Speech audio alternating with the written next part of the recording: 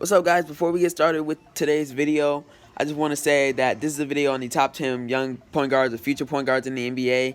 And when I was editing, I forgot Trae Young. So please don't bash me for that in the comments. I'm letting you know right now I forgot Trae Young. He would definitely be on this list, but I just forgot. And, you know, sometimes things slip their mind like that.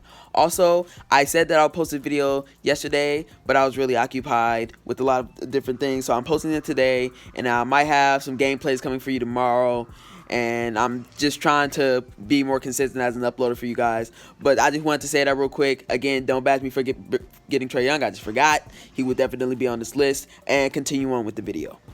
Peace. What is up, YouTube? It's the right gamer with the right channel and the right content, and we are back with another video. And today we're going to be talking about the top 10 NBA point guards of the future.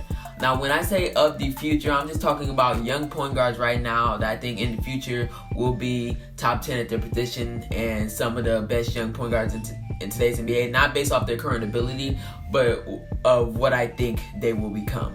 But before we get started, can you please follow me on my Twitter at AJTWGYT, and also follow me on my Instagram at NBA Wallpaper Central. On Twitter, I will be updating you when new content comes out and also tweeting about the NBA. And over on NBA Wallpaper Central, you can request a wallpaper, which is completely free of charge. I love making edits. I love making designs. So whatever you want to request, go follow me over there, DM me, and I will definitely get you something if you want a wallpaper or something like that. And if you do get a wallpaper from me, make sure to repost it and tag me so that I can try and gain some more followers over there, because I'm just trying to grow my mediums as fast as possible. But without further ado, let's get started with this list. At number 10, we have Dennis Smith Jr. Now, Dennis Smith Jr. has had a bit of a rocky start to his career, spending his first 1.5 years, I guess you could call it 2, but pretty much 1.5 years in Dallas.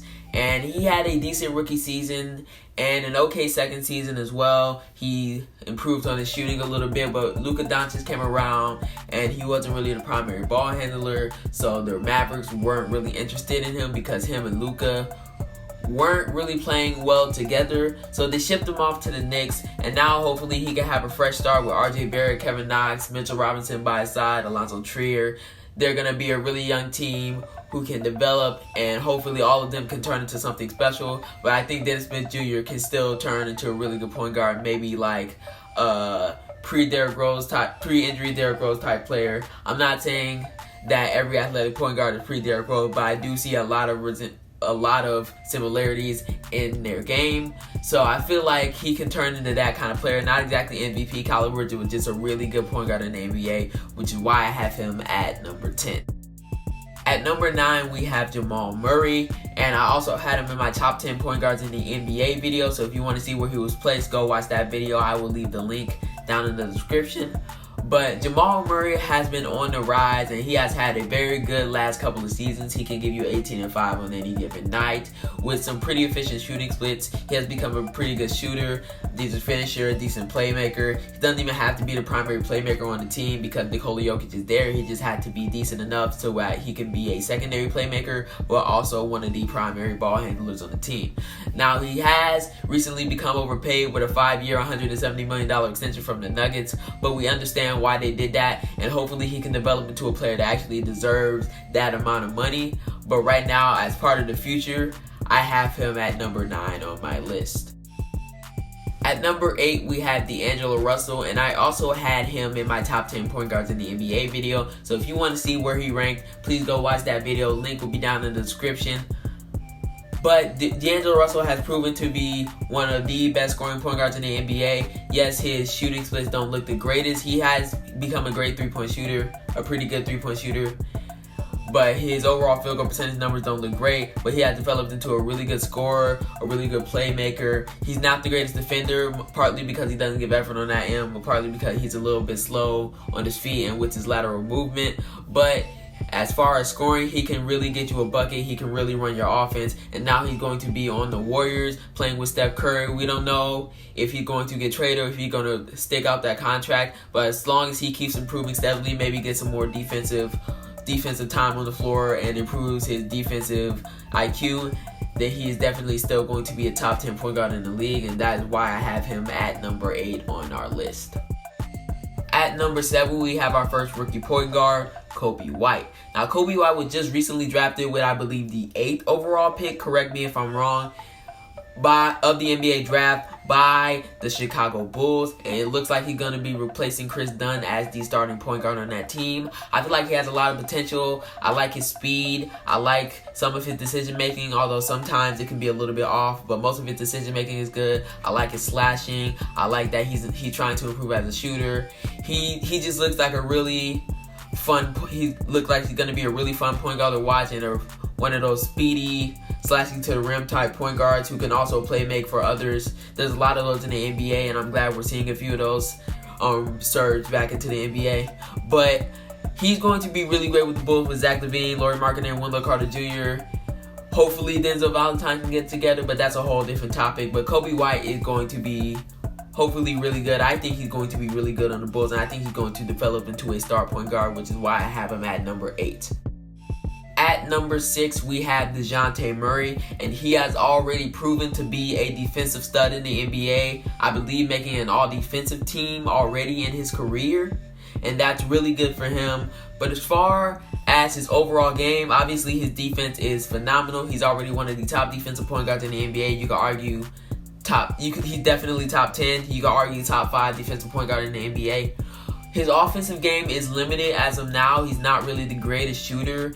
He's a decent playmaker. He's better than people give him credit for, but at the same time, he's not really great. He doesn't have high assist numbers. He doesn't have high scoring numbers. He doesn't have the greatest shooting splits.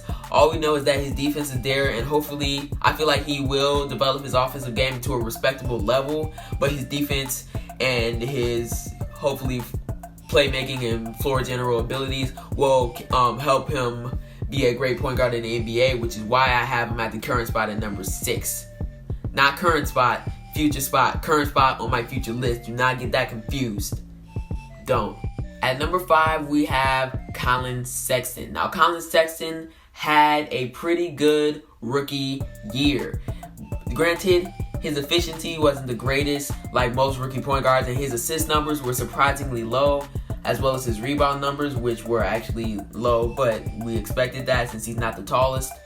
But he has shown that he is very aggressive defensively when he wants to be. He's very aggressive offensively when he wants to be. He can attack the basket relentlessly. He's another one of those quick point guards who can slash to the basket. Hopefully, he can become one of the top defending point guards in the NBA with all the consistency that you would like out of somebody like him. And hopefully, he can become one of the best finishers in the NBA because he already has shown that he can take over a game when needed. Even though he was on a Cavs team that didn't really get a lot of wins, he was one of the bright spots of that team, which is why I have him at number 5 for the future. I feel like he's going to develop into something great. At number 4, we have Jamal Morant. Now, Jamal Morant has shown us that he can be a great point guard. He's, again, another one of those really fast point guards sliding to the rim, only this time he is a much better playmaker than a lot of his peers already, at least from what we have seen. We haven't seen a game of him in the NBA yet, but at least in college he has shown that he is a better playmaker. And you could argue a better finisher than some of these guys. I don't know, wherever you want to put it. And he's shown promise as a shooter. He has shown promise as a defender, although he is on the smaller side. Hopefully he can show some consistency on that end. That seems to be the question for a lot of these guys. But I already know that with him, Jaren Jackson Jr., and hopefully Jonas Valanciunas stays there for the long run. I believe he's signing an extension, but you never know how that goes. He might get traded. You don't know. But with that duo of him and Jaren Jackson Jr., they're going to do great. And I believe that he's going to develop into one of the top point guards in the NBA, like all of these guys. But obviously, I have him number 4 here on our list. At number 3, very controversial because of all the hate I have seen him getting on social media, we have Lonzo Ball. Now, I believe he has been receiving way too much criticism for these first 2 years. First of all, he has been battling injuries. Battling injuries. He has barely been able to play for most rookie point guards. He's really been injury prone.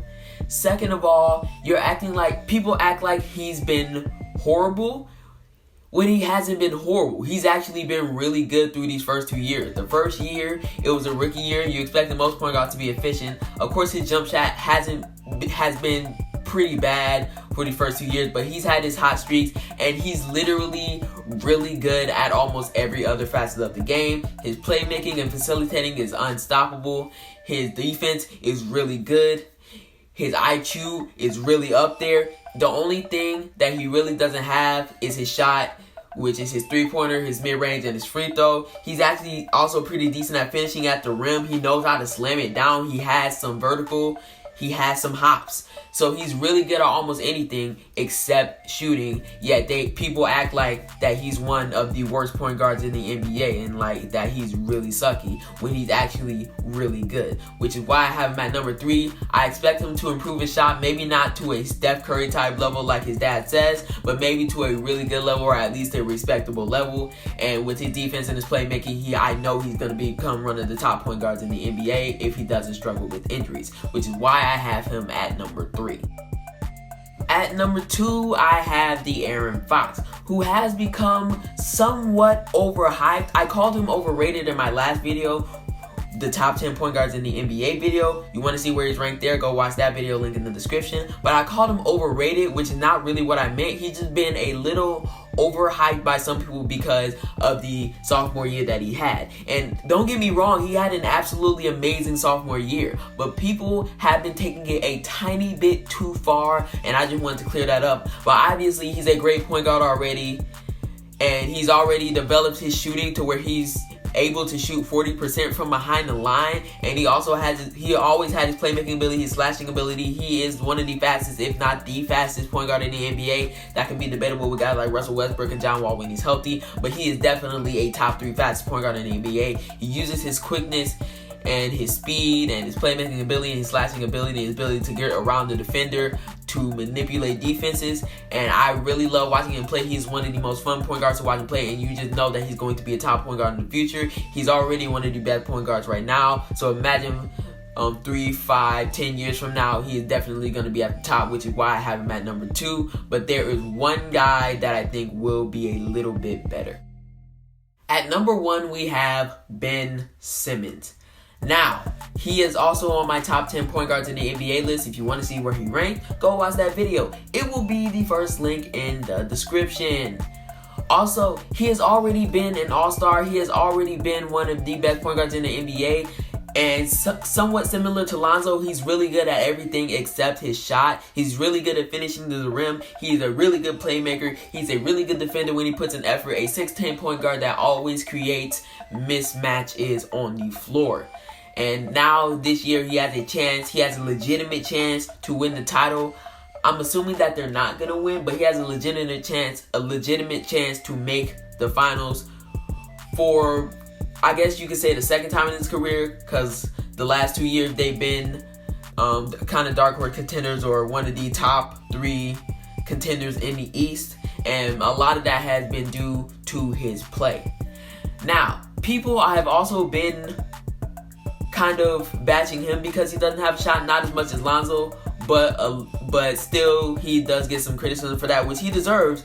But he has been a little bit underhyped. I don't want to say underrated, for lack of a better word, I will say underhyped. But he is really, really, really good already. And imagine if he gets a decent shot, he will be undoubtedly in the future the best point guard in the NBA. And even if he doesn't, he still has a chance to become the best point guard in the NBA as long as he's absolute top notch on everything else he does, and he's already pretty close. So that's why I have him at number 1 on this list of the top 10 future point guards in the NBA. Thank you guys for watching this video. If you enjoyed, please leave a like. Comment down below what your list is and what would you change, what would you switch around. Who do you think are going to be some of the best point guards in the NBA? I know I left some people off of this list that you think might be top 10, so leave them down in the comments. I want to know what you guys think. Disclaimer, this is a top 10 future point guards in the NBA. It is completely subjective. We don't know how any of these guys are going to turn out 3, 5, 10 years from now. So just keep that in mind before you start to come with the hate comments like, oh, this list sucks. Why did you put this guy on here over this guy? Second, it is my opinion. Like I said, it's completely subjective. It's my opinion. If you're mad about it, comment your opinion so we can have a good faith basketball debate. I love having debates with you guys. So just put your list down in the comments. If you disagree with me, let me know, and I will be glad to debate with you. Also, before you go, follow me on my Instagram and my Twitter. My Twitter is at AJTWGYT. I post NBA news on there, and I will let you guys know whenever I have a new video, just in case the YouTube algorithm doesn't work. On Instagram, at NBA Wallpaper Central, I'll make you a wallpaper completely free of charge. If you would like to donate me on Cash App, I would really appreciate it. I'm a broke man. Also, I make posters now. So, if you would like to request a poster, just send me your information, send me the cash, we will work something out, and yeah, I'm open to anything, so just DM me and I will help you out. And also, before we go, I just want to say thank you guys for so much support. On the last video, we got almost 100 views, around 87, which is the highest I've gotten from a comeback in a while, so I really appreciate that. It was a 2-week span. We gained about 15 subscribers, probably because of that video. So I want to say thank you guys for watching, thank you guys for supporting. We are on the road to 1K and we are almost at 400, so please subscribe, tell a friend that tells another friend that tells another friend, turn on the notification bell so you never miss a video. I really appreciate you guys, but that's it for me. I am out. Peace.